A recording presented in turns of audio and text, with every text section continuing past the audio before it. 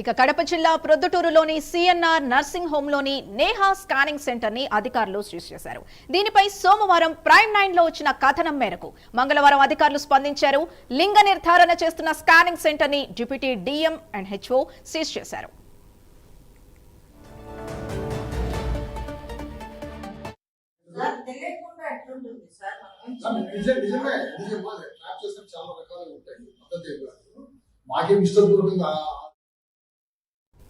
ప్రొద్దుటూరు పరిసర ప్రాంతాల్లో ఆర్ఎంపీ క్లినిక్ల అడ్డాగా ఈ తతంగం జరుగుతోందని ప్రైమ్ 9 కథనాలు ప్రసారం చేసింది. స్కానింగ్ మిషన్ తీసుకెళ్లి లింగ నిర్ధారణ పరీక్షలు చేస్తున్న ప్రముఖ హాస్పిటల్ డాక్టర్ వ్యవహారం బయటపడింది. దీంతో అధికారులు రంగంలోకి దిగారు.